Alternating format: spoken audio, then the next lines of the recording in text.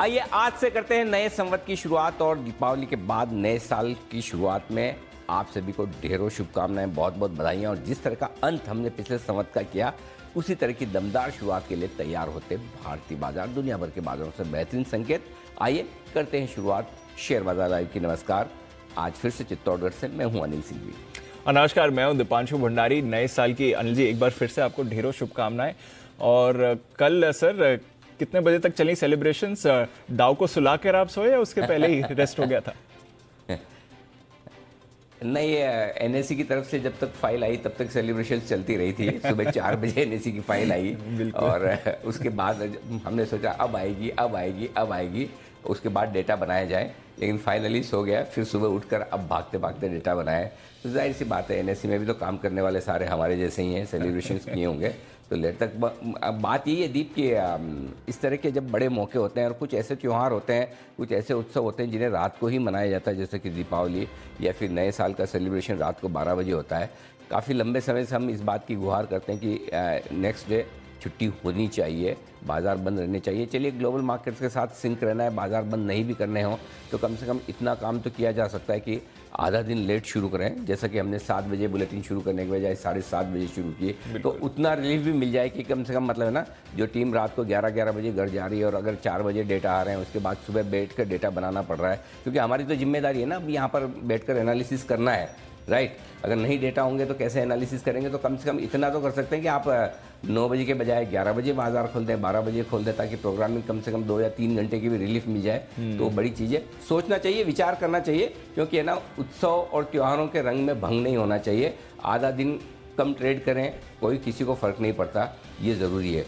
या तो फिर मुहूर्त ट्रेडिंग की ही छुट्टी कर दी जाए, नए साल के पहले दिन ही मुहूर्त मानकर उसी दिन ट्रेडिंग कर ली जाए। यानी कि अगर दिवाली के दिन भी और दिवाली के दूसरे दिन भी अगर आपको काम ही करना है पूरी तरह से, तो फिर क्या मतलब है? और मैं तो फिर भी, चलिए, राजस्थान में हूँ, अपने परिवार वालों के साथ में हूँ। हमारे में से कितने टीम मेंबर्स हैं, इवन सारे एक्सचेंजेस के मेंबर्स, ब्रोकर्स के जो एम्प्लॉयज़ है, वो सब अपने परिवार के साथ वक्त बिताना चाहते हैं। सबको ये सुविधा नहीं मिलती। तो थोड़ा सोचना चाहिए इस बात पर कि भारतीय त्योहारों पर, रीति रिवाजों पर थोड़ा सा गौर करके सेंसिटिव होने की ज़रूरत है। अगर 4 बजे तक फाइल नहीं आ रही है तो इसका मतलब क्लियर कट है कि वहाँ पर भी दिक्कत तो है ही ना, काम करने वाले लोग कम हैं। नहीं तो कोई ऐसी वजह नहीं कि अगर 7:15 बजे ट्रेडिंग सेशन खत्म हो गया तो सुबह 4 बजे आपको डेटा मिले। तो मैं साल की शुरुआत में ऐसा किसी को कुछ भला बुरा कहना नहीं चाहता, लेकिन अब आपने सुबह बात छेड़ दी तो मेरा तो प्रॉब्लम ये है कि फिर मेरे दिल से निकलती ही बातें फिर वो दूर तक जाती है। बिल्कुल अनिल जी, आपकी दिल की बातों का ही तो सबसे बड़ा इम्पैक्ट भी होता है सर। चलिए, इस पर आशा करते हैं कि आगे कुछ सोच विचार हो। पर आइए आज का एक्शन शुरू करना है सर। पहले मैं आज के जो बड़े ट्रिगर्स हैं वो बता देता हूं, फिर आपकी राय भी इन सभी चीज़ों पर लूंगा। ग्लोबल मार्केट्स लगातार दूसरे दिन आपको बढ़िया मूड में दिख रहे हैं। कल 425 अंकों की तेजी आपने डाउ में देखी है। 2 दिनों की अगर आप बात करें तो 1150 अंकों का उछाल डाउ आपको दिखा चुका है। नैस्डैक, S&P पर भी अच्छी मूव आई है। तो ब्रॉड बेस्ड रैली अमेरिकी बाजार और बाकी ग्लोबल मार्केट्स में भी अच्छा मूड माहौल है। सिर्फ चीन से थोड़ी चिंता है, बट अदरवाइज संकेत अच्छे हैं। SGX निफ्टी आज देखेंगे तो हल्की सुस्ती दिखा रहे हैं, मामूली सी नरमी है, 17,800 के जस्ट नीचे है। डाउ फ्यूचर्स भी 50 अंक आपको कमजोर दिखेंगे, बट अदरवाइज कुछ प्रॉब्लम नहीं, कुछ ऐसा नेगेटिव ट्रिगर तो निकल कर नहीं आया है। कच्चा तेल भी $93 के आसपास सपाट दिख रहा है, वहां से भी कोई बड़े आपको संकेत नहीं दिख रहे हैं। तो अनिल जी, ग्लोबल मूड माहौल तो ठीक ठाक ही दिख रहा है सर, और उस पर भी बात करेंगे। बट एक बार जरा जो कल की एक बात हमने कैरी फॉरवर्ड करी थी, नए संवत की शुरुआत है, थोड़ा ग्लोबली हमने उतार चढ़ाव देखा है, बट हमारे बाजार स्टेबल रहे हैं। और जैसा बात भी चल रही थी, न्यू हाई से ज्यादा दूर नहीं है। बैंक निफ्टी तो ऑलमोस्ट न्यू हाई के करीब है। निफ्टी भी अगर देखें अनिल जी, यहां से सिर्फ 800 अंकों की ही दूरी है। तो हमारा मूड माहौल तो अच्छा दिख रहा है सर।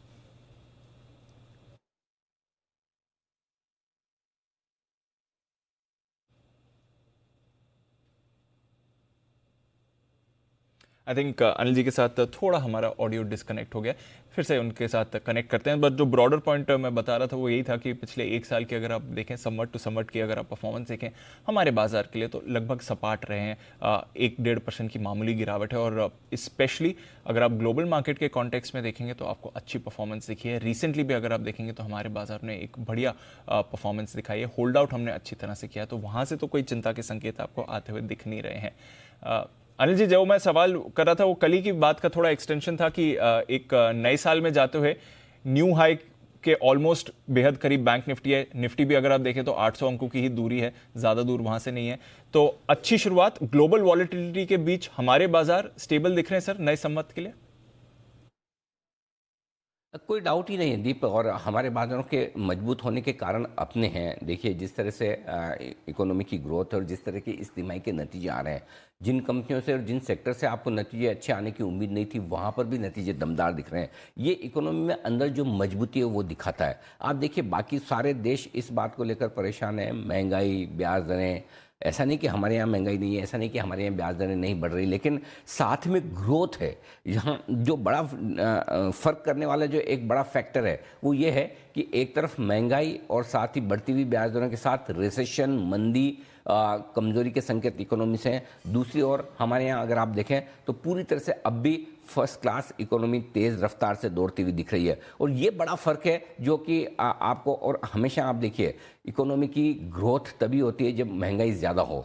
महंगाई कम होने पर तो आप समझते हैं कंजम्पशन कम हो जाता है, तो फिर उसका सारा का सारा इफेक्ट आता है। तो भारतीय इकोनॉमी इस वक्त एकदम बैलेंस तरीके से, प्रॉपर तरीके से चल रही है, जहाँ पर बढ़ती हुई ब्याज दरों के साथ साथ आपको ग्रोथ भी मिल रही है। और ये बड़ा फ़र्क है दूसरे देशों में, भारतीय बाजारों में। मुझे लगता है कि हम इस संवत में भी लगातार ग्लोबल मार्केट्स को आउट परफॉर्म करते रहेंगे। अब इसका मतलब ये नहीं है दीप कि अगर दुनिया भर के बाजारों में कहीं कोई समस्या हो तो हम बहुत भाग जाएंगे। आप देखिए डाउ अपने टॉप से 25% नीचे है, हम 5% भी नीचे नहीं है। ये फ़र्क है। हाँ, डॉलर टर्म्स में मिलाकर आप देखेंगे तो आप कहेंगे आप भी, हम भी 15-17% नीचे हैं। फिर भी 7-8% की तो कम से कम आउट परफॉर्मेंस डाउ के सामने हमारे बाजारों की है, जो कि किसी भी लिहाज से अच्छी कही जा सकती है और एब्सोल्यूट टर्म में तो बहुत ही बेहतरीन है। सो मुझे लगता है कि हमारे बाजार इस पूरे संवत में अमेरिकी बाजारों के मुकाबले में, दुनिया भर के बाजारों के मुकाबले में 2 वजह से बहुत बेहतर प्रदर्शन करेंगे। पहला, हमारी इकोनॉमी की मजबूती है, और दूसरा जो सबसे बड़ा फैक्टर है, देखिए अल्टीमेटली बाजार है ना, चलता है एक ही चीज़ से, और वो है पैसा। अगर पैसा निकालना है तो कोई भी ताकत आ जाए, बाजार चल नहीं पाएगा। यानी कि अगर एफआईज हो या हमारे लोकल फंड या हमारे इन्वेस्टर, अगर वो बेचने पर आ जाए, अगर किसी को बेचना है, बेचकर पोर्टफोलियो जीरो करके जाना है, तो फिर आप क्या करेंगे? जिसको बेचना ही है। लेकिन दूसरी ओर अगर हमारे लोकल इन्वेस्टर्स मजबूती से दम लगाकर खड़े हैं, 12 से 15 हज़ार करोड़ की एसआईपी हर महीने आ रही है, 12 से 15 हज़ार करोड़ का दूसरा फंड, लॉन्ग टर्म फंड्स जो पेंशन रिलेटेड फंड्स होते हैं, पीएफ होते हैं, उनमें से जो बाजारों में आ रहा है, यानी कि 25 से 30 हज़ार करोड़ का जो इनफ्लो बाजारों में है, वो एफआईज की बिकवाली का मुकाबला करने के लिए, डटकर मुकाबला करने के लिए तैयार है। और यही 2 बड़ी वजह कि हमारे बाजार ज़्यादा बेहतर, ज़्यादा मजबूत रहेंगे। इसका मतलब क्या है कि पूरे साल क्या हम कमज़ोर नहीं हो सकते?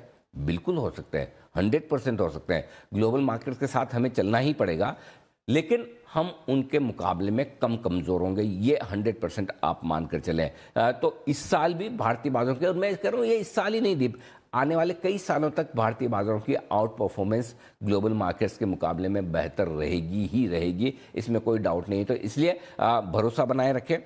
जैसा कल बात कर रहे थे, हो सकता है काफ़ी लोगों ने कल शो ना देखा हो, दिवाली की पूजा में व्यस्त रहे हों, त्यौहार मनाने में व्यस्त रहे हों, और होना भी चाहिए, कोई दिक्कत नहीं। एक आध दिन मार्केट छूट जाए, एक आध दिन शो ना देखे तो कोई खास फर्क नहीं पड़ता। उनके लिए बता दूं कि मेरा ये समझना है, इस संवत के शुरुआती 6 महीने, पहला हाफ मुश्किल भरा, चैलेंजिंग रहेगा, और जिसमें बाजार आपके धैर्य की परीक्षा लेगा। आपने जो शेयर खरीदे हैं, हो सकता है 10 से 20% नीचे आपको नजर आए, मिड कैप्स उससे ज़्यादा भी हो सकते हैं, लेकिन वो आपका कन्विक्शन टेस्ट करेगा कि आपका उन शेयरों पर भरोसा कितना है। लार्ज कैप्स 10-15% घट भी सकते हैं। तो 2 तरीके से आपको पहले 6 महीने को अप्रोच करना है। पहला, आज ही आप ये सोच लीजिए कि यहाँ से अगर 10% बाजार घटे तो मेरे पास जो शेयर है वो मजबूत है और मैं वो नहीं बेचूंगा, ये आपके मन में भाव होना चाहिए। और अगर वो नहीं है तो फिर अगले 6 महीने आपके लिए मुश्किल भरे हैं। दूसरा जो आपके मन में भाव होना चाहिए वो कि अगर 10 से 15% बाजार घटा और मेरा पसंदीदा शेयर 10 से 20%, 25% नीचे आया तो मैं और पैसा डालने को तैयार हूँ। अगर ये 2 बातों को लेकर आप कॉन्फिडेंट है तो आपके लिए ये संवत, ये साल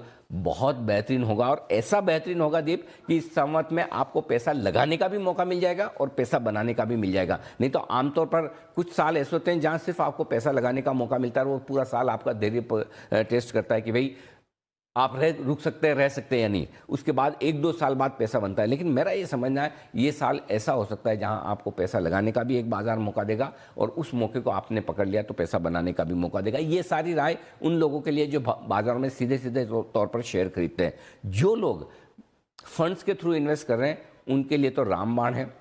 एसआईपी करते रहें। जब जब आपको लगे कि बाजार 5% 6% घट गया है, अपनी एसआईपी बढ़ा लें। यह आप काम कर सकते हैं, एसआईपी बढ़ाने के बारे में सोचें।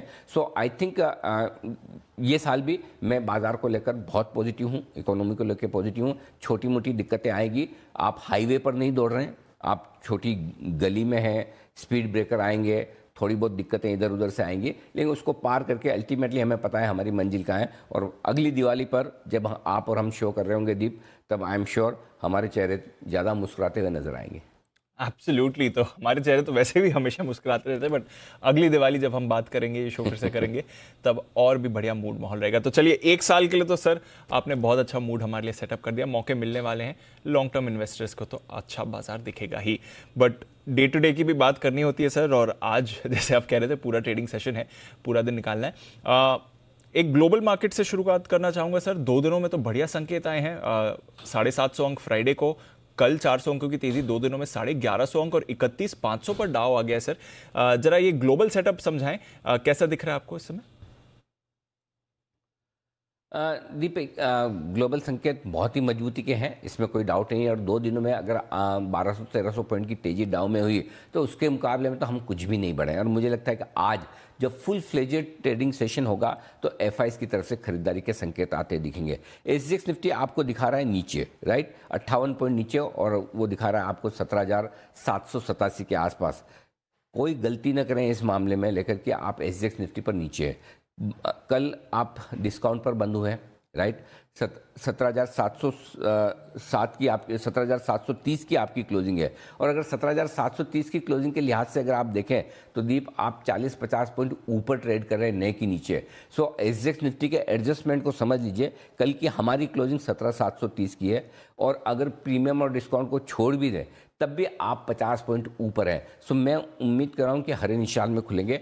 मैं उम्मीद ये भी कर रहा हूँ कि बाजार मजबूत रहेंगे, और मैं उम्मीद ये भी कर रहा हूँ कि एफआईएस की तरफ से शॉर्ट कवरिंग और खरीदारी होती हुई दिखेगी। और उम्मीद ये भी कर रहा हूँ कि पूरी संभावना है कि या तो इसी सीरीज में, जिसके 2 ट्रेडिंग सेशन बचे हैं, आज का और परसों का, कल बाजार बंद रहेंगे, और मैं उम्मीद ये कर रहा हूँ कि या तो इसी सीरीज में या इसी महीने में आप बैंक निफ्टी को नया लाइफ हाई बनाते हुए भी देखेंगे। 41,850 के आसपास आपको पहुंचना है, और वो नया लाइफ हाई होगा। तो मैं पॉजिटिव हूँ, बुलिश हूँ। अभी मेरे पास में ऐसा नया एक भी कारण नहीं है जो आपके हमारे सामने है, जिसकी वजह से हमें डरना है या परेशान होना है। नीचे खुले 50-60 पॉइंट, आंख बंद करके तुरंत प्रभाव से खरीदिए। जितना नीचे खुले उतना जल्दी और उतना ज़्यादा खरीदना है, बस। बिल्कुल, तो ये तो बढ़िया मूड माहौल है। जितना नीचे मिले उतना बढ़िया मौका है, उतनी जल्दी उतना ज़्यादा आपको खरीदना है। चलिए, तो मूड माहौल तो अच्छा है सर। आज की फिर स्ट्रैटेजी भी समझ ली जाए। क्या कह रहे हैं सर आज आपको? संकेत के पहले, चूंकि आपने ग्लोबल की बात की, मैं दाएं बाएं चला गया इधर उधर, तो थोड़ा सा ग्लोबल पे एक बार हल्की सी बात और कर लेता हूं दीप। और वो ये कि देखिए, कल अमेरिका में जो तेजी हुई उसके 2 कारण रहे। एक, अमेरिका में जो कंपनियों के नतीजे आए वो बहुत ही दमदार है। तो अभी भी अमेरिकी बाजारों में जो रेसेशन का ये जो डर है, कंपनियों की कमाई में कम से कम नहीं दिख रहा, उम्मीद से बेहतर नतीजे आ रहे हैं। दूसरा, पिछले 2 दिनों से, कल भी और परसों भी, शुक्रवार को भी 2 ट्रेडिंग सेशन में जो अमेरिका में तेजी बनी है, इस उम्मीद में बने कि अमेरिकी फेड को एग्रेसिव, बहुत ज़्यादा जोर से ब्याज दरें न बढ़ानी पड़े। अगली पॉलिसी में 0.5% बढ़ेगी, सबको पता है, मान के चल रहे हैं। लेकिन जो सेंटीमेंट थोड़ा सा बदलाव आता हुआ दिख रहा है, वो इंटरेस्टिंग है। तो इस बार का जो महंगाई का आंकड़ा आएगा अमेरिका का, वो देखने लायक होगा। जहां तक संकेतों का सवाल है, कल और आज के संकेतों में कोई बदलाव नहीं है। ग्लोबल संकेत पॉजिटिव हैं, एफआईएस के संकेत पॉजिटिव हैं, घरेलू फंड्स के संकेत न्यूट्रल साइड पर है, वायदा कारोबार के संकेत न्यूट्रल से हल्के पॉजिटिव हैं। सेंटीमेंट और ट्रेंड इससे ज़्यादा पॉजिटिव हो नहीं सकता दीप जी। चलिए, तो ज्यादातर संकेत पॉजिटिव या न्यूट्रल हैं, इससे बढ़िया आपको और क्या चाहिए? 4 पॉजिटिव संकेत आपके सामने निकल कर आ रहे हैं। बड़े लेवल्स क्या रहेंगे सर आज के लिए? 17,625, 17,675 ये आपके लिए तुरंत प्रभाव से बढ़िया और मजबूत सपोर्ट का काम करेगा, और इस रेंज में ही खरीदारी करने का मौका है। इसके नीचे आएंगे नहीं, नोट करके रखें। 17,525, 17,575 तो एकदम स्ट्रॉन्ग बाय जोन आपके लिए निकल कर आता है। अब निफ्टी पर पिछले 3 सेशन से देखिए, कल का छोड़ दीजिए, तो आप 17,500 से 17,575 की रेंज में 4 सेशन, रादर मैं 17,486 को भी 500 ही मानता हूं। तो पिछले 4 सेशन आप 17,500, 17,600 की रेंज में बंद हो रहे थे, कल आपको एक बढ़िया ब्रेकआउट मिलकर 17,700 के ऊपर बंद हुए हैं। सो आई थिंक 17,625 675 इटसेल्फ आपके लिए काम करेगा। और एक और चीज़ दीप कहना चाहता हूँ, अगर उस रेंज में आ जाए बाजार तो बहुत बढ़िया, क्योंकि शुक्रवार का हाई है आपका 17,670 का, कल का लो है 17,707 का, तो ये 25-30 पॉइंट का एक छोटा सा गैप कहीं रुका पड़ा है। सो अगर 17,675 17,650 के आसपास निफ्टी आ जाए आज गलती से, अगर वहाँ खुल जाए तो तुरंत लपक लेने का मौका है। और उसकी वजह है कि आप 17,777 से एक बढ़िया 100-125 पॉइंट का करेक्शन देख लेंगे, वो गैप आपका पूरा हो जाएगा और फिर से आपको तेजी करनी। तो डरने की जरूरत नहीं, तेजी के रुझान के साथ रहना है। ऊपर की तरफ 17,775 17,825 हल्की फुल्की पहली रुकावट की जगह, इसके पार 17,875 17,925 तक जाने की तैयारी है। और मेरा ये मानना है अगले 1-2 दिनों में अगर ग्लोबल मार्केट्स थोड़े भी ठीक ठाक रहे, डाउ फ्यूचर्स 50-60 पॉइंट नीचे कोई दिक्कत नहीं, ज़्यादा 200-300 पॉइंट नहीं घटते हैं और ये फ्लैट रहते हैं, तो भी बाजार आपको ऊपर की तरफ एक पॉजिटिव सरप्राइज देने की कोशिश कर सकता है, दोनों निफ्टी और बैंक निफ्टी पर। बैंक निफ्टी 41,050 41,200 आपके लिए तुरंत प्रभाव से सपोर्ट का काम करेगा। 40,650 40,775 अब आपके लिए मजबूत खरीदारी की जगह, जहां से आपको ब्रेकआउट मिला है 40,650 के ऊपर से, वो आपके लिए स्ट्रॉन्ग बाय जोन बनता है। ऊपर 41,475 41,500 हल्की फुल्की रुकावट की जगह, कोई खास नहीं, हल्की फुल्की। और 41,650 41,825 आपके लिए हायर लेवल है। 41,840 के आसपास का हमने लाइफ टाइम हाई बनाया है दीप, 15 सितंबर के आसपास का पिछले साल, वहाँ पर हम फिर से पहुँचने की कोशिश कर रहे हैं। तो ये लेवल से जिस पे आपको ध्यान रखना है, 15 सितंबर में इंट्राडे हाई था 41,840 और 20 सितंबर को 41,468। जिन लोगों को पता ना हो और जिन लोगों को ये लगता हो कि बाजार में अभी भी वो तेजी नहीं है, कल जितना बढ़ना चाहिए नहीं बढ़े, उनकी जानकारी के लिए बता दूं, कल जहां बैंक निफ्टी बंद हुआ है वो सेकंड बेस्ट क्लोजिंग है इतिहास में, अब तक की सबसे best closing, second best closing जो कल मिली है। अब बताइए कहाँ अमेरिका है, कहाँ हम हैं, कहाँ वहाँ पर 25% 22% अभी भी डाउन नीचे है, 35% नेस्डेक नीचे है और हम लाइफ टाइम हाई पर बैंक निफ्टी पे बंद हो रहे हैं, second best closing life time high पर। ये भारतीय बाजारों की ताकत है। अब उसके बाद भी दुखी होना है, नाराज होना है, मुंह फुला के बैठना है, परेशान होना है, पैसे नहीं बन रहे हैं, फिर तो आप गलत प्रोफेशन में हैं। बिल्कुल सर। तो सेकंड हाईएस्ट क्लोजिंग है बैंक निफ्टी में और जैसा अनिल जी बता रहे थे, अब यहाँ से नए हाई का डिस्टेंस भी ज़्यादा दूर नहीं है, सिर्फ 500 पॉइंट दूर है आप नए हाई से बैंक निफ्टी पर 1.5%। अच्छा सर, आज के लिए सपोर्ट और रेजिस्टेंस कहाँ निकल कर आ रहे हैं? 17,725 पर हम बंद हुए हैं दीप, 17,675 625 दो छोटे लेवल है, 575 525 मीडियम लेवल है, 475 425 फाइनल लेवल होते हैं निफ्टी पर सपोर्ट के लिहाज से। ऊपर की तरफ 17,775 825 दो छोटे लेवल है, 875 925 मीडियम लेवल है, 975 18,025 बड़े लेवल होते हैं। बहुत क्रिस्टल क्लियर आराम से लेवल निकल कर आ रहा है। वैसे देखा जाए तो हर 25-25 पॉइंट पर रुकावट है, लेकिन मैंने 50-50 पॉइंट की रेंज आपको दे दी जहाँ पर आपको नजर रखनी है। बैंक निफ्टी 41,300 पर आप बंद हुए, दो छोटे लेवल 41,200 41,150 और 41,050, तीन लेवल रादर, दो नहीं तीन लेवल छोटे हैं। दो मीडियम लेवल है 40,900 40,775 और दो बड़े लेवल 40,650 40,500 सपोर्ट के तौर पर आप लेकर चल सकते हैं बैंक निफ्टी पर। ऊपर की तरफ 41,400 41,475 हायर लेवल्स हैं जो कि विजिबल हैं, 41,500 650 और 825 तक के टारगेट है। 825 चूंकि 840 का हाई है, इसके ऊपर निकलेंगे तो फिर और खुले नीले आकाश में, या फिर आज 41,500 के ऊपर आप बंद हो जाते हैं तब भी आप खुले नीले आकाश में पहुंच जाएंगे। तो क्लियर कट है दीप कि बैंक निफ्टी कमाल करता हुआ दिख रहा है और वो लीडरशिप लेगा भी। एफआईज की तरफ से इंडेक्स में लॉन्ग पोजीशन 30 से 34% हुई है, थोड़ी बढ़कर आई है क्योंकि उन्होंने अपनी शॉर्ट पोजीशन शॉर्ट्स काटे हैं। इंडेक्स में अच्छी खरीदारी कल एफआईज की तरफ से। जो लोग सोच रहे हैं कि एफआईज छुट्टी पर थे, 1900 करोड़ के इंडेक्स खरीदे एफआईज ने, 1900 करोड़ एक घंटे में। सोचो दीप, कम नहीं होते हैं। कोई तो ऐसे एफआईज वाले हैं जहाँ इंडियन बैठे हैं जो मूरे ट्रेडिंग के दिन भी काम कर रहे हैं। बाकी जिन लोगों की छुट्टी हो जाए, घर चले गए, उनकी तो अलग बात है, उन लोगों ने शॉर्ट काटी है। Put call ratio light comfortable है 1.16 पर। बैंक निफ्टी का पुट कॉल रेशियो जरूर थोड़ा सा हायर साइड पर है 1.33 पर। तो थोड़ा सा बैंक निफ्टी लाइफ हाई के आसपास पहुंचकर रुक सकता है। विक्स अनचेंज है जी दीप। बिल्कुल, मुहूर्त ट्रेडिंग के लिहाज से तो बढ़िया आपको एफआईज की पार्टिसिपेशन और डेटा कल आते हुए भी दिखा है, तो ये भी अच्छा संकेत है। आइए फिर अब समझते हैं कि किस तरह की आपको ओपनिंग स्ट्रैटेजी बनानी है। अनिल जी, पहले तो जो मौजूदा पोजीशन है वहां पर क्या करना है ये भी बताएं सर। 17,575 ये है वो लेवल जिस पर आपको स्टॉप लॉस रखना है इंट्राडे भी और क्लोजिंग बेसिस पे भी। जिनको इंट्राडे में छोटा रखना है वो 17,675 पे भी रख सकते हैं। और बैंक निफ्टी में ये स्टॉप लॉस का लेवल होगा 41,500 का इंट्राडे, और सॉरी 41,000 का इंट्राडे बेसिस पर, 40,750 क्लोजिंग बेसिस पे। थोड़ा सा दूर का स्टॉप लॉस है, यही मेंटेन करना है। शॉर्ट साइड पर एक ही स्टॉप लॉस है दीप, 17,800 का इंट्राडे और क्लोजिंग बेसिस पे, और बैंक निफ्टी पर इंट्राडे और क्लोजिंग बेसिस पे 41,500 का स्टॉप लॉस होगा। जिनको ज़्यादा लंबा रखना 41,850 का रखें, लेकिन मुझे लगता है कि इतना ही काफ़ी है दीप। लेकिन एक आपसे वो एक आज बीच में वो गुस्ताखी करना चाहता हूँ कि चूँकि मेरी निफ्टी की और बैंक निफ्टी की स्ट्रेटजी तो देनी है, लेकिन बग्गा साहब हमारे साथ कार्यक्रम में हो चुके हैं शामिल, तो मैं स्ट्रेटजी दूँ उससे पहले एक बार बग्गा साहब से तो समझ लूँ कि क्या हो रहा है ग्लोबल मार्केट्स में। तो बग्गा साहब से पहले एक सवाल ले लूँ, उसके बाद प्लीज़ आप मुझसे स्ट्रेटजी पूछिएगा। बग्गा साहब, बहुत बहुत स्वागत है सर। नए साल की आपको बहुत बहुत शुभकामनाएं। इसी तरह से आपका मार्गदर्शन, आपका सहयोग हमें, हमारे सारे दर्शकों को हमेशा मिलता रहे। और जब जब भी हमें ग्लोबल मार्केट्स में कुछ भी डर लगे, आप संकट मोचक बनकर आ जाएं कि मैं समझाता हूं, मैं बताता हूं, चिंता मत कीजिए। ये पूरे साल भर के लिए और आगे आने वाले कई सालों के लिए हम आपसे उम्मीद करते हैं सर। नए साल की बहुत बहुत शुभकामनाएं। थैंक यू अनिल जी, आपको भी बहुत शुभकामनाएं। हमारे सभी दर्शकों को भी बहुत बहुत शुभकामनाएं नए साल की, और नया साल हम सब के लिए बहुत ही प्रॉफिटेबल रहे और अच्छा रहे।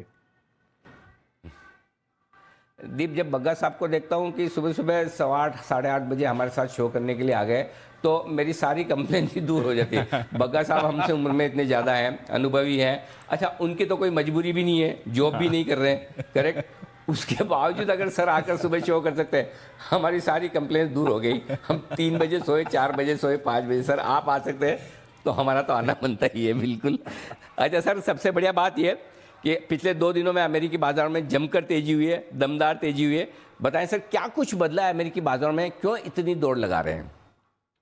देखिए अनिल जी, सबसे महत्वपूर्ण चीज क्या है कि मार्केट ने पोजीशनिंग चेंज कर ली है। और जो जून में पोजीशनिंग थी कि मार्केट दौड़ेगा जब दिखेगा कि फेड रेट कट आने वाला है, काटने वाला है रेट, तो बहुत बढ़ा दिया और रेट कट आएगा तब मार्केट दौड़ेगा। जून का जो उछाल था वो इसलिए था। फिर जो हमने अगस्त में उछाल देखा वो आया कि भाई जब फेड रुक जाएगा, रेट बढ़ाने रुक जाएगा, तब मार्केट भागेगा। तो उसके चलते 1 अगस्त का पिवट हो गया।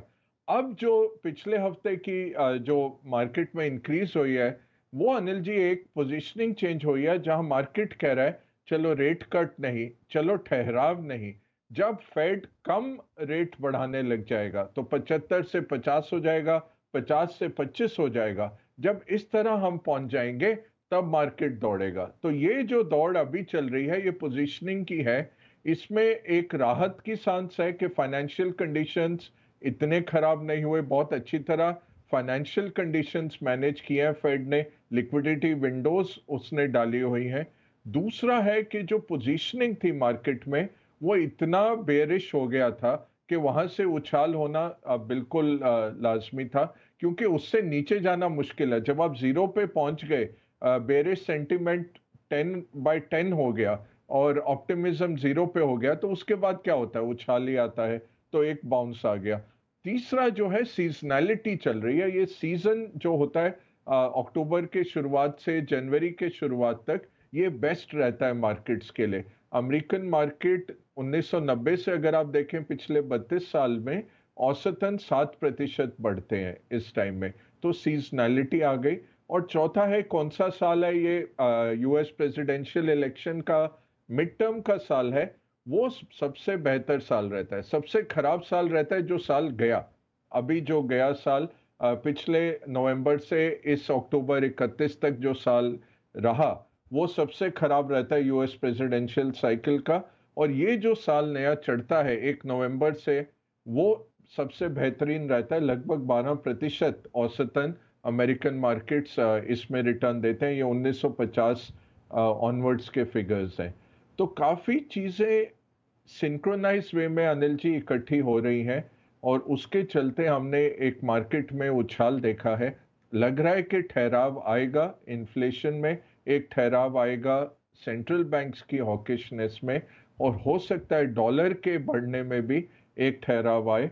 वो अगले 2-3 महीने की बात है, मैं नहीं कह रहा हूँ आज से हो जाएगा, बट मार्केट फॉरवर्ड लुकिंग है, वो उसको एंटिसिपेट कर रहे हैं। और जैसे आप सवेरे के एडिटर स्टेक में भी कह रहे थे, भारतीय मार्केट ऐसे हम एक बहुत अच्छा चमकीला घर है एक खराब गली में, जो कहते हैं ना good house on a bad street. तो बहुत वेलकमिंग दरवाजा है हमारा, बहुत अच्छा गार्डन है, वेल केप्ट है, एक अच्छी इकोनॉमी चल रही है। ये है कि इंटरनेशनल सिचुएशन बहुत खराब हो गई, तो इसलिए हमारा पिछले 3 साल जो लॉस हुआ है मार्केट्स, जो गेन हम कर पाते थे वो नहीं, उस टाइम उस तरह का नहीं हुआ जो कि लाजमी था हमारे फंडामेंटल्स पे। अब वो कैचअप टाइम आ रहा है और अगले 1 साल में टाइम है पैसा बनाने का भारतीय मार्केट्स में भी। ये ज़रूर है ग्लोबल अगर सिचुएशन, जैसे ये किसी को नहीं पता था 23 सितंबर को ये मिनी बजट इस तरह का ब्रिटिश गवर्नमेंट कर देगी, वो भी इतना फर्क नहीं पड़ना चाहिए था। फर्क क्यों पड़ा?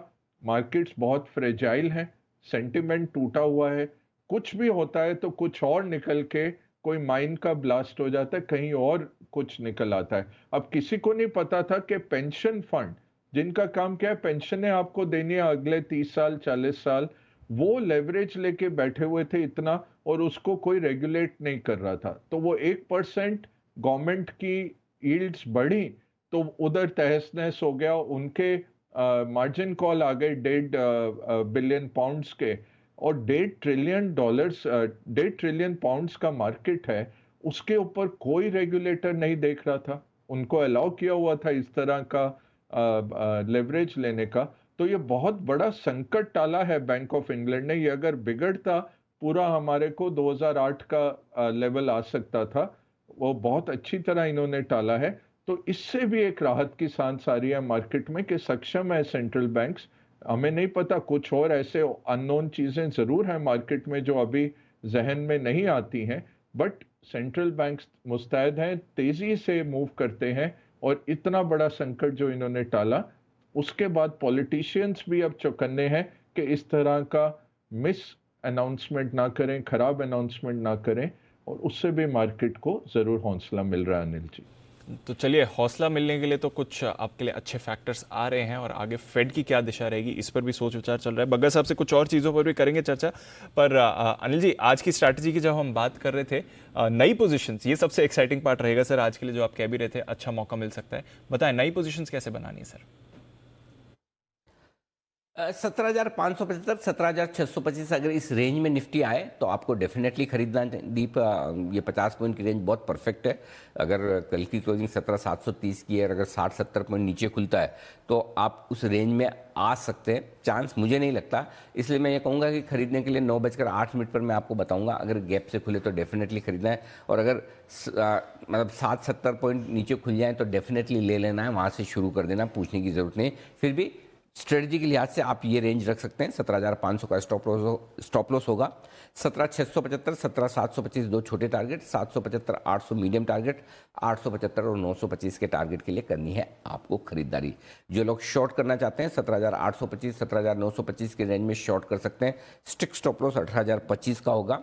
टारगेट जो बनेंगे 17,775 725 के दो छोटे टारगेट, 675 625 के मीडियम टारगेट, 600 और 575 के फाइनल टारगेट के लिए। इस रेंज में एक बार चांस ले सकते हैं, लेकिन स्टॉप लॉस 18,025 का स्ट्रिक्ट होगा। जितना 17,900 के नज़दीक बेच पाए उतना बेहतर है। कोई बहुत बड़ी बात नहीं कि आपको मौका मिल भी सकता है आज और परसों के बीच में। कल फिर से हमारे बाजार बंद है और परसों मंथली एक्सपायरी है, तो उस लिहाज से आप खरीदारी के बारे में सोचें टुकड़ों टुकड़ों में।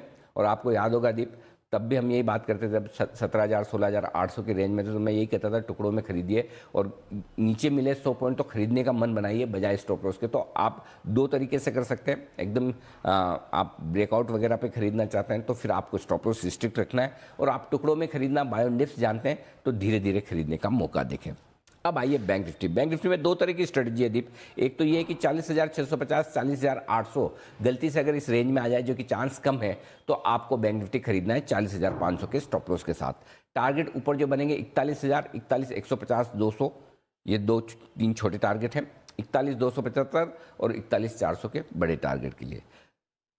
दूसरा एग्रेसिव ट्रेडर्स के लिए 41,050, 41,150 इस रेंज में भी आप खरीदारी कर सकते हैं। स्ट्रिक्ट स्टॉप लॉस आप 41,000 का लगा दें, बहुत छोटा सा स्टॉप लॉस लगाना, ट्रिगर हो जाए तो छोड़ देना, बाद में देखेंगे, फिर हम 40,800 पे लेंगे, उससे पहले नहीं लेंगे, ठीक है ना। तो इस 100 पॉइंट की रेंज में एक चांस ले सकते हैं, 41,200 तक भी सोच सकते हैं। टारगेट जो बनेंगे 41,275 और 400 के दो छोटे टारगेट, 475 का मीडियम टारगेट, 650 और 825 तक के फाइनल टारगेट के लिए आपको बैंक निफ्टी में करनी है खरीदारी। अब जो लोग बेचना चाहते हैं, मेरा मन तो नहीं है, न कल था न आज है दीप। कल भी हमने नीचे में ये सोचा था कि खरीदने का मौका बनेगा 17,700, 725 के आसपास तो लेना है, वहाँ आया। कल हमारा बैंक निफ्टी पर 41,150, 41,200 पर लेने का मन था, 41,200 का कल लो बना है। तो आज भी हम गिरावट में खरीदना चाहते हैं, लेकिन कुछ ट्रेडर्स होते हैं जिन्हें शॉर्ट करना ही होता है और जो शॉर्ट करने के लिए सही लेवल ढूंढते हैं, लेकिन अनफॉर्चुनेटली आज मेरे पास में उनके लिए बढ़िया परफेक्ट लेवल है नहीं।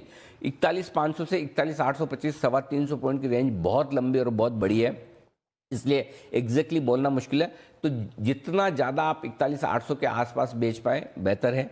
अदरवाइज मूड माहौल देख लेंगे भाई, अगर समझो डाउ फ्यूचर्स ही 150-200 गिर गए तो आप 41,500 पे भी सोच सकते हैं, लेकिन अगर डाउ फ्यूचर्स आपको कमज़ोर होते ना दिखे, बेहतर होते दिखे, तो बेचने की हड़बड़ी जल्दबाजी ना करें। बेचना ही है तो लाइफ टाइम हाई 41,840 का जो है उसके आसपास आपको बेचना है, ठीक है। अब ये बेचने का 41,900 आपका स्ट्रिक्ट स्टॉप लॉस होगा, ये लगाना ही लगाना है। नीचे के टारगेट जो बनेंगे 41,425, 41,300 ये दो छोटे टारगेट, 41,200, 41,150 मीडियम टारगेट, 41,050 और 40,800 ये बड़े टारगेट के लिए आपको करनी है बिकवाली। जी दी। ओके, तो ये है आपके लिए स्ट्रैटेजी। अग्रेसिव ट्रेडर्स के लिए भी मौका है, बट लेवल्स और उस समय का मूड माहौल देखकर ही आप ये स्ट्रैटेजी लें। अच्छी बात है सर, वायदा कारोबार की बैन लिस्ट में कोई स्टॉक नहीं है। कल 4 स्टॉक निकल आए थे, BHEL एकमात्र बचा हुआ था, वो भी अब बाहर आ गया, तो एक भी स्टॉक बैन में नहीं है एक्सपायरी से जस्ट पहले।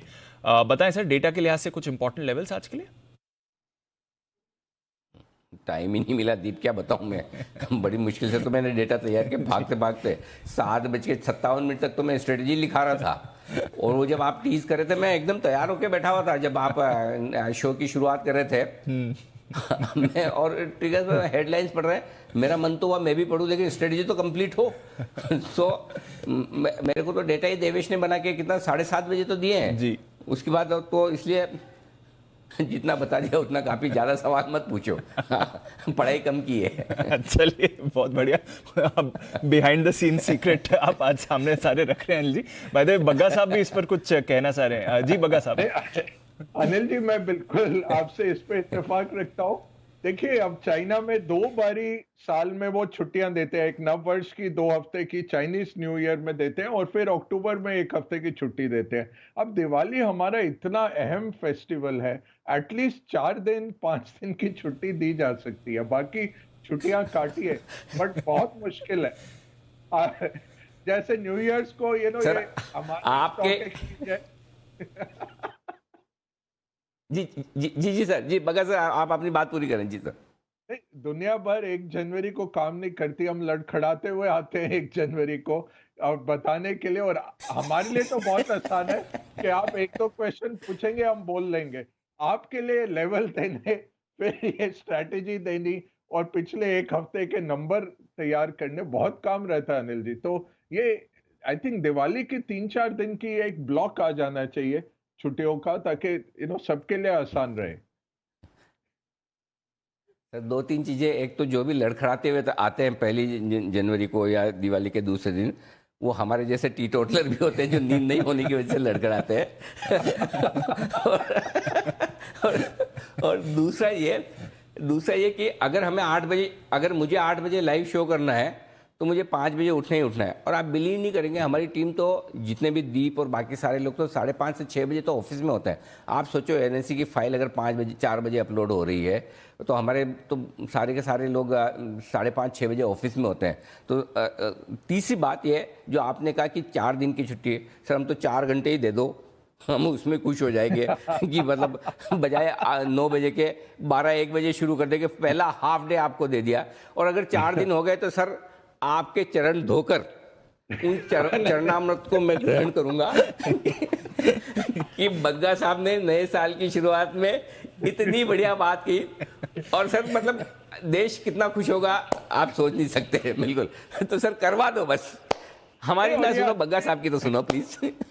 अनिल जी, जो मेरे बिजनेसमैन दोस्त हैं सब फैक्ट्रियां वगैरह बंद कर देते हैं, वर्कर्स को ऑफ दे देते हैं, 3-4 दिन ऑफ दे देते हैं। तो हमें स्टॉक मार्केट में भी आप 2 दिन की छुट्टी दे दीजिए कि दिवाली आराम से लोग, और फिर भाई दूज होता है अगले दिन, लोगों को जाना होता है इधर उधर, और स्पेशली होम टाउन जाते हैं, सब वर्कर्स को छुट्टी मिल जाती है। तो ये कुछ सोचा जाना चाहिए कि एक आध छुट्टी कोई और बंद कर दो जो नहीं चाहिए। ऐसा नहीं है कि हमें ज्यादा छुट्टियां चाहिए, बट इतने बड़े त्योहार में जब रात को पूजा भी करते हैं लोग, मिलते भी हैं, फैमिलीज के गेट टुगेदर रहता है। और आपकी तरह हमारा, मैं ना तो मैं ताश खेलता हूँ ना कुछ और ऐसा वो लेता हूँ पदार्थ बंसल साहब की तरह, तो मेरे लिए मुश्किल नहीं है। बट और मैंने पूछा भी नहीं, जब मेरे को बोला गया कि आपको 8:15 आना है, मैंने बोला कुछ तो होगा कारण, मैंने पूछा नहीं। मेरे को अब ख्याल आया कि हाँ, मैं यूँ 5:30 में उठ गया था सारे पढ़ने के लिए, क्योंकि अगर आपके शो में आना है तो तैयारी करनी हमें भी पड़ती है अनिल जी। 5:30 से मैं पढ़ रहा था, और आज ग्राइंड करके पूजा नहीं थी तो आसान हो गया, नहीं तो पूजा भी सवेरे की खत्म करके मैंने बोला आज तो आसान है, क्योंकि आज मंदिर बंद है, आज कुछ नहीं कर सकते जब तक ग्राइंड खत्म नहीं होता। ठीक बात है सर। तो वैसे ही होता है कि जो ऑफिस में काम कर रहे हैं वो तो खैर हमारे सारे सहयोगी बड़े मतलब ज़बरदस्त डेडिकेटेड हैं। कल देर रात तक मुहूर्त ट्रेडिंग करके घर पहुंचे हैं, फिर उन्होंने अपने परिवार का, क्योंकि आपका देखिए 5:30 से 7:30 शो करना है, तो उन्हें तो 3 बजे ऑफिस में आ जाना है। 3 बजे ऑफिस का आने का मतलब 1 बजे 12 बजे घर से निकलना है, रात को 10, साढ़े 10, 11 तक पहुँचे हैं। तो उनका तो खैर मुकाबला ही नहीं है। मैं राजस्थान आया हूँ तो भी मेरी मदर यही कहती है, तू नाम के लिए तो आता है इधर, सुबह 5 बजे से तो तेरे ऑफिस में लगा हुआ है, 11 बजे तू शो करेगा, बीच में आएगा लंच करेगा, 2 से 4 फिर तुझे शो करना है। कहता है आया हूँ, आया किधर है, बस ये कंप्लेन रहती है। तो ठीक है, चलिए यही लाइफ है। जी आइए दीपा, बढ़ते आगे। हमारे एक्सपर्ट्स अगर हमारे साथ तैयार है तो बताएं। बिल्कुल सर, एक्सपर्ट्स भी सारे तैयार हैं और जुड़ने के लिए भी तैयारी में। उससे पहले मैंने सोचा सर एक बार जो ब्रोकरेजेस हैं, कुछ फ्रेश रिपोर्ट्स भी आई हैं, उन पर एक बार फोकस कर लेते हैं। तो आइए एक बिगुल एफआईआर का, और फिर हमारे सारे एक्सपर्ट्स के साथ भी जुड़ेंगे।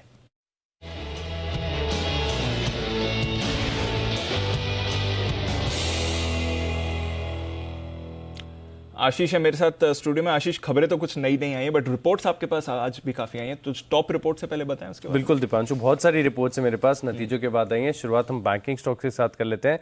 तो आईसीआईसीआई बैंक यहाँ पर नजर रखिएगा, नतीजे काफी बढ़िया थे। इसके बाद सीएलएसए की तरफ से रिपोर्ट है, खरीदारी किराए को बरकरार रखा है, लक्ष्य 1150 से बढ़ाकर 1200 कर दिया, 926 की क्लोजिंग है। वहीं गोल्डमैन सैक्स भी देखें तो खरीदारी किराए को बरकरार रखे हैं, करीब 1059 से बढ़ाकर 1075 लक्ष्य कर दिया है। बाकी सिटी भी देखें तो खरीदारी किराए को बरकरार रखे हैं, 1030 से बढ़ाकर 1080 कर दिया है। और ये मान रहे कि इनका जो मुनाफा है इसमें 37% की साल दर साल आपको बढ़त देखने को मिली। इनका जो प्री प्रोविजनिंग ऑपरेटिंग प्रॉफिट है इनके अनुमान से बेहतर देखने को मिला है। एचएसबीसी को भी नतीजे पसंद आए हैं, खरीदारी किराए को बरकरार रखा है, लक्ष्य 1020 से बढ़ाकर 1100 कर दिया है। मॉर्गन स्टैनली ने ओवरवेट की रेटिंग दी है 1250 के, यानी अगर आप देखें तो जितने भी ब्रोकरेज हाउस की तरफ से रिपोर्ट्स आई हैं सबको आईसीआईसीआई बैंक के जो नतीजे अच्छे लगे हैं और टारगेट प्राइस इन्होंने इंक्रीज किया है। कोटक महिंद्रा बैंक पर भी देखें तो सिमिलर है, क्योंकि सिटी ने खरीदारी किराए को बरकरार रखा है, लक्ष्य दिया है 2120 रुपये का, 1895 की क्लोजिंग है। क्रेडिट स्विस ने न्यूट्रल की रेटिंग दी है, 2000 रुपये का लक्ष्य दिया है। नोमेरा भी न्यूट्रल की रेटिंग दे रहे हैं 1890 रुपये के लक्ष्य के लिए, लेकिन कमेंट्री अगर आप देखें तो काफ़ी बढ़िया है, कह रहे कि नेट इंटरेस्ट मार्जिन में एक बड़ी अपटेक यहाँ पर आपको देखने को मिला है। लेकिन जेएसडब्ल्यू स्टील यहाँ पर अगर आप देखें तो बेहद कमजोर नतीजे थे। इनफैक्ट इनका जो कामकाजी मुनाफा यहाँ पर साल दर साल करीब 80% की गिरावट यहाँ पर आपको देखने को मिली थी। नतीजे कमजोर आने का अनुमान था और उससे भी कमजोर आया। यहाँ पर सिटी देखिए न्यूट्रल की रेटिंग को बरकरार रखे हुए 625 का लक्ष्य दिया है। मॉर्गन स्टैनली ने अंडरवेट की रेटिंग दी है, 490 रुपये का लक्ष्य दे रहे हैं। नोमेरा ने रिड्यूस की रेटिंग दी है, 570 का लक्ष्य दिया है। यानी 3 रिपोर्ट्स है मेरे पास जेएसडब्ल्यू स्टील पर, कोई भी रिपोर्ट ऐसी नहीं जिसमें टारगेट प्राइस जो है करंट मार्केट प्राइस से ऊंचा हो। और अभी देखिए एचयूएल यहाँ पर सिटी ने खरीदारी किराए को बरकरार रखा है, 3050 रुपये के लक्ष्य ले। कमेंट्री अगर आप देखें तो ठीक ठाक है। ओके, तो ये तो रही कुछ टॉप रिपोर्ट्स। और कोई रिपोर्ट्स आशीष? दीपांशु, यूनाइटेड स्पिरिट्स यहाँ पर भी नतीजों का असर देखने को मिलेगा। मैक्वारी ने अंडर परफॉर्म की रेटिंग को बरकरार रखा है। लक्ष्य 710 रुपये का, 835 पर स्टॉक ऑलरेडी चल रहा है। लेकिन अगर आप देखें तो मान रहे हैं कि इनका जो कामकाजी मुनाफा है इनके अनुमान से बेहतर यहाँ पर देखने को मिल रहा है। लॉरस लैब्स जेफरीज ने खरीदारी की राय दी है। 480 की क्लोजिंग है, 567 रुपये का लक्ष्य दे रहे हैं। अपने व्यू को रीआइटरेट किया, कोई भी बदलाव नहीं किया। लेकिन खास बात है कि FY23 की सेल्स गाइडेंस जो है कंपनी ने करीब करीब 10% के आसपास घटाई है, तो यहाँ पर नजर रखेंगे। DLF पर CLSA खरीदारी की राय को बरकरार रखे हुए, 370 की क्लोजिंग है, 470 का लक्ष्य है। JP मॉर्गन ने ओवरवेट की रेटिंग दी है, 490 का लक्ष्य दिया है। लेकिन सिटी देखे लंबे समय से स्टॉक के ऊपर बेरिश है, अभी भी बिकवाली की राय को बरकरार रखे हुए 268 के लक्ष्य के लिए। ओके, तो ये है सारी की सारी रिपोर्ट्स जिन पर आज रहेगा भरपूर एक्शन, और इसी एक्शन को बढ़ाते हैं आगे। वक्त है पिक ऑफ द डे का। एक्सपर्ट्स का दमदार पैनल हमारे साथ है तैयार।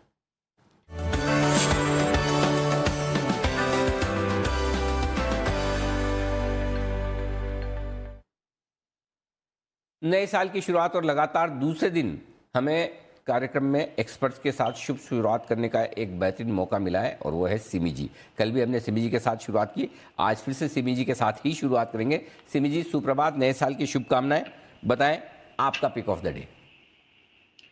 सुप्रभात अनिल जी, सुप्रभात बग्गा सर, दीपांशु, सभी को मेरे तरफ से नए साल की बहुत बहुत हार्दिक शुभकामनाएं। मेरे तरफ से आज का पिक ऑफ द डे होगा स्टेट बैंक का, PSU बैंक मेजर। मुझे लगता है कि यहाँ पे कल ही अच्छा मोमेंटम देखने को मिला था, ये मोमेंटम पूरा मेंटेन्ड होगा आज भी। और मैंने कल ही इसमें खरीदारी का सलाह दिया था। 578, 585 ये दो टारगेट्स है मेरी तरफ से, जो हो सकता है कि कल तक कल नहीं मतलब एक्सपायरी तक हो जाना चाहिए। तो 578 का पहला टारगेट, 585 का दूसरा टारगेट के लिए स्टेट बैंक को खरीद कर चलेंगे 564 का स्टॉप लॉस के साथ। ओके, 564 का स्टॉप लॉस। SBI खरीदारी करने की राय कल SBI सेठी साहब ने भी पसंद किया था, शुक्रवार को, और कल सिमी जी की तरफ से ये पिक आई भी थी। आज फिर से, हाँ नहीं, कल सेठी साहब और सिमी जी दोनों ने पसंद किया था SBI, आज फिर से सिमी जी की लिस्ट में है SBI। हिमांशु जी, सुप्रभात। कल हमने आपको मिस किया शो में, आज आप नए साल नए दिन हमारे साथ हैं, बहुत बहुत शुभकामनाएं सर। बताएं आपका पिक ऑफ द डे। सुप्रभात अनिल जी, सुप्रभात बग्गा जी, सुप्रभात सभी पैनलिस्ट और सभी दर्शकों को, और नव वर्ष की हार्दिक शुभकामनाएं अनिल जी सभी को। Anil ji, pick of the day है ICICI बैंक, जिसके शानदार नंबर आए उसके बाद एक बहुत शानदार यहाँ पर कल के सेशन में ही ब्रेकआउट आता हुआ नजर आया, और मुझे लगता है वो जो मूव है वो आज भी एक्सटेंड होती हुई नजर आ सकती है। तो 950 यानी कि 950 रुपए के टारगेट के लिए ICICI बैंक में आज खरीदारी करके चलने की सलाह है। 918 रुपए का आज इंट्राडे के लिए यहाँ पर एक स्टॉप लॉस लगाकर चलने की सलाह रहेगी। ओके, तो यहां पर है खरीदारी करने की राय। आइए, पुणे से किरण जी भी हमारे साथ हैं तैयार। किरण जी, सुप्रभात। कल के क्लोजिंग शो के बाद आज सुबह सुबह किरण जी हमारे साथ फिर से जुड़ चुके हैं। बताएं सर आपका pick of the day. Anil ji, very good morning, सुप्रभात सारे पैनलिस्ट को, सारे दर्शकों को नए वर्ष की शुभकामनाएं।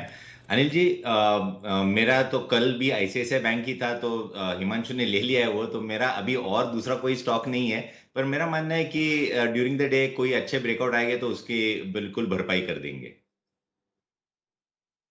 ओके, चलिए कोई बात नहीं। हिमांशु जी ने ले लिया तो क्या है, ICICI बैंक उन्होंने तो खाली रिकमेंड किया, पूरा बैंक थोड़ी खरीदा है। आप भी रिकमेंड कर सकते हैं, आपके भी लेवल बता दो किरण जी। बिल्कुल जी, 925 बहुत ही स्ट्रांग सपोर्ट है, तो मेरा मानना है कि 925 के नीचे के आपके स्टॉप लॉसेस होने चाहिए। 930, 940 आपको फ्यूचर्स में टारगेट देखने को मिल जाने चाहिए। मैंने फ्यूचर्स के लेवल कहे हैं। क्या है वो, हिमांशु जी की भी गलतफहमी दूर करना जरूरी नहीं था। हिमांशु जी को लगे ICICI बैंक तो मेरा ही हो गया, अब कोई कुछ नहीं कर पाएगा, इसलिए लगे हाथ आपसे भी मैंने कहा लेवल ले लूं, क्लेरिफिकेशन हो जाए यही। तो दोनों को पसंद है, हिमांशु जी को और किरण जी को ICICI बैंक। आइए, शरद सर भी हमारे साथ है। शरद सर, सुप्रभात, नए साल की शुभकामनाएं सर। बताएं आपका पिक ऑफ द डे। सुप्रभात सर, आपको भी और सारे पैनलिस्ट को और आपके सारे कस्टमर्स को। हमें लगता है Krishna institute of medical sciences एक बहुत डिसेंट बेट है इन वैल्यूएशंस पे। कंपनी एक यूनिक मॉडल एस्टैब्लिश करती है जहां वो लगातार अपने जो नए डॉक्टर्स को एम्पैनल करते हैं उसको वो बैंक हॉस्पिटल में एक स्टेक भी देते हैं, तो जिसका फायदा है कि रिटेंशन वगैरह काफ़ी स्ट्रॉन्ग रहती है। और अट्रिशन जो एक मेजर प्रॉब्लम है पूरे सेगमेंट में, और नया टैलेंट खोज पाना भी हॉस्पिटल चेन में एक प्रॉब्लम रहती है, वो इस कंपनी को इतनी ज़्यादा परेशान नहीं करती।